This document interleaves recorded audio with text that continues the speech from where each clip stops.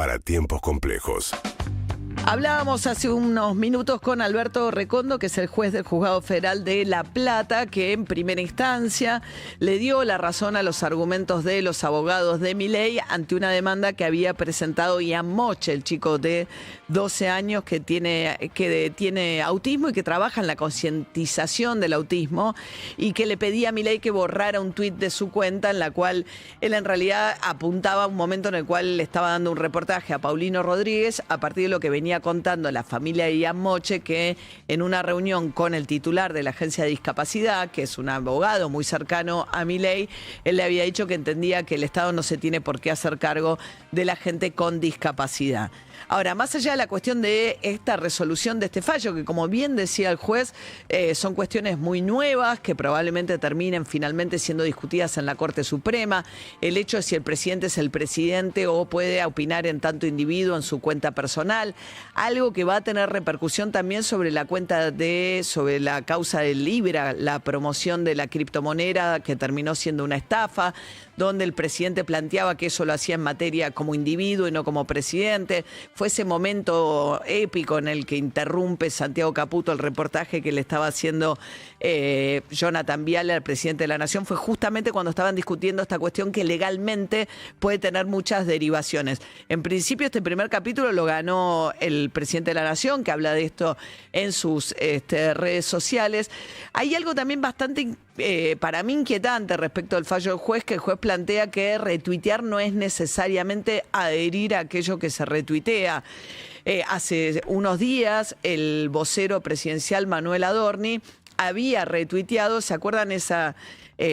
manipulación de un video en el cual Kicillof le preguntaban si tenía algún candidato en la provincia de Buenos Aires ya pensado para las elecciones de octubre? Finalmente terminó encabezando Jorge Tayana, pero en ese momento que no estaba resuelto todavía, él contesta: no tengo nada, ninguna propuesta para eso. Bueno, y toman esa respuesta, pero le ponían la pregunta de: además de oponerte a Milei, ¿tenés alguna otra propuesta? Y él decía: no, ninguna otra, de un mismo reportaje. Entonces, Adorni, que tiene un programa que semanalmente se dedica supuestamente a desenmascarar las falsas denuncias o las noticias falsas que afectan al gobierno nacional, retuiteaba este video. Y después dijo: no, yo nunca dije que eso fuese verdad. Yo lo retuiteé porque para mí eso demuestra quién es Kicillof, pero yo no dije que era verdad. Entonces este es un camino jurídicamente muy nuevo, donde se juegan las cuestiones vinculadas a la libertad de expresión, donde tradicionalmente la justicia, en defensa de la libertad de expresión, trata de regularla lo mínimo posible, intervenir lo mínimo posible. Tiene que ver en el fondo también con todas las discusiones respecto de la cuenta de Twitter y hasta dónde Twitter o Instagram o las redes sociales pueden o no impedir que determinados contenidos circulen, o sea, todo lo que hacía cierta regulación, que advirtiera cuando una noticia era falsa o impedir la circulación de los contenidos de odio y todo lo demás. Bueno, un poco todo eso cayó en cierta desgracia cuando llega Trump a Estados Unidos y cambia completamente la posición de Mark Zuckerberg y los dueños de estas redes sociales, o el propio Elon Musk comprando Twitter, donde dicen: la libertad de expresión se entiende de una manera súper amplia y no hay ningún tipo de responsabilidad en el retuiteo, ni siquiera porque si el retuiteo de ese contenido es verdadero o no. El juez dice: no significa adherir, retuitear. O sea, es un terreno bastante discutible, son cosas nuevas, son todos temas nuevos, pero en principio Milei lo que percibe es que esto le da la razón en materia que él en su cuenta, le da la razón este fallo en primera instancia. Hay que ver qué pasa con otras discusiones, porque él también viene querellando a otros periodistas en otras causas que no le han dado la razón, pero en este caso sí le dan la razón. Supongo que va a apelar los abogados de Ian Moche, vamos a ver qué termina resolviendo. Finalmente seguramente termine siendo un caso que llegue hasta la Corte Suprema. Pero con relación a la cuestión de la discapacidad concretamente, hubo otro fallo que también es muy importante, que ocurrió de un juez de Campana, que afecta concretamente a una familia de 2 chiquitos con autismo, que acudió ante la justicia para plantear la defensa de la ley de emergencia en discapacidad y plantear que el presidente no debe sí o sí acatar la ley, sobre todo las necesidades de las familias con discapacidad por las convenciones de los niños y demás. Bueno, este juez entendió que efectivamente así es, que en todo caso tiene que reasignar partidas de manera tal que no puede utilizar el argumento no hay plata, lo dice así el juez, sino que tiene que reasignar partidas para cubrir lo que son las prestaciones en discapacidad. Que en realidad no es que se le está pidiendo ni la ley le establece al Estado una carga muy grande en esa materia. Porque la actualización de lo que tiene que ver con el nomenclador de las coberturas de temas de discapacidad, en realidad también tiene que ver con las coberturas de las obras sociales, las prepagas, no solamente con la cobertura que da el Estado para quien no tiene otro tipo de cobertura de la medicina. Pero bueno, esto se va a discutir finalmente, la ley de discapacidad, después del veto que le imprimió el presidente de la Nación, mañana en el Congreso Nacional. Y ahí venía contándome David Cayón, empiezan a tallar otras cuestiones, que es cómo sobre todo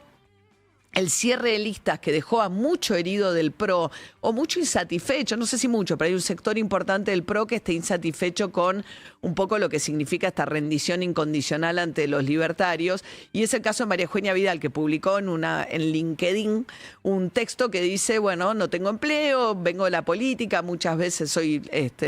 politóloga, muchas veces se habla de que los políticos no tenemos que vivir siempre el Estado, sino que también tenemos que experimentar el sector privado, pero tengo 50 años y ahora los desafío, ¿quién me puede ayudar en esto? Bueno, convierte el pedido de trabajo también en una declaración política, María Eugenia Vidal, pero está bien. Y ella había sido la que, cuando el presidente ataca a Ian Moche, planteando, en realidad lo que dice el juez es al que está atacando es a Paulino Rodríguez, porque Ian Moche estaba siendo entrevistado por Paulino Rodríguez y Milei dice pautero a Paulino Rodríguez, pero en el medio lo expone a Ian Moche en fotos con Sergio Massa y con Cristina Fernández de Kirchner, como dando a entender que en realidad hay un interés determinado de Ian Moche o un posicionamiento político kirchnerista. Y después lo que hace María Eugenia Vidal es publica en sus redes sociales una foto de ella con Ian Moche, diciendo en realidad, y que había estado con todo el mundo porque había estado con políticos de todos los colores, claramente. Pero bueno, hay que ver si María Eugenia Vidal, si los Penato y otros o Julio Cobos en la provincia de Mendoza, los radicales que quedaron afuera, los radicales, en el caso de Julio Cobos, los del PRO que quedaron afuera de las alianzas electorales, bueno, ¿qué van a hacer en el recinto cuando se discuta mañana la insistencia ante el veto presidencial de la ley de emergencia en discapacidad? Ahí donde está por primera vez, me parece, más amenazado el veto del presidente. Hasta ahora todos los vetos que firmó el presidente, el caso del aumento de los jubilados, el caso de la ley de financiamiento de la educación y demás, bueno, se sostuvieron porque la Cámara de Diputados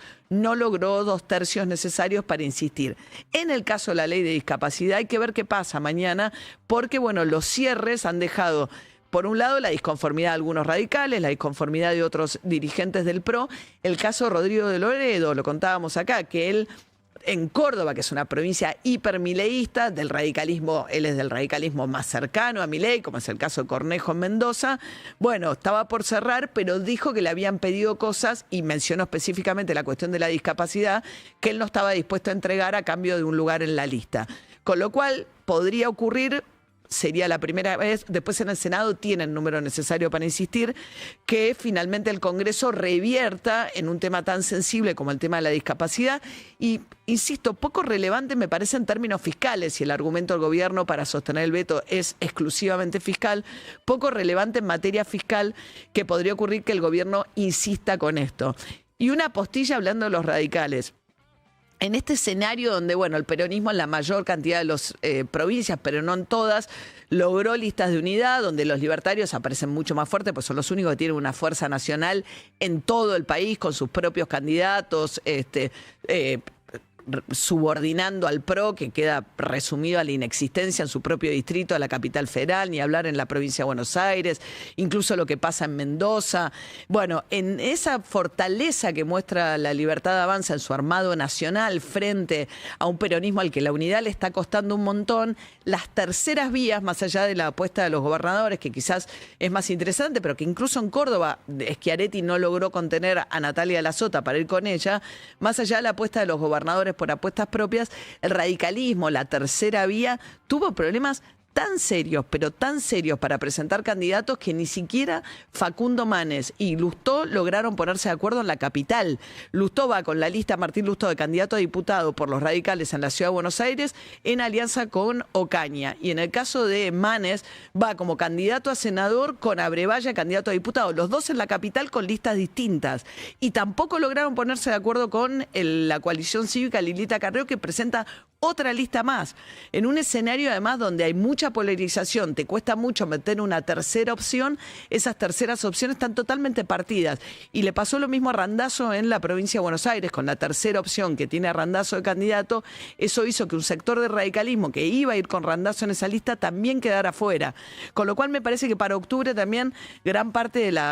la fortaleza de Milei no solo tiene que ver con un peronismo que no termina de, digamos, de transicionar algo nuevo y distinto de lo que fue el kirchnerismo, sino con la enorme fragmentación que hay en el resto de la oposición.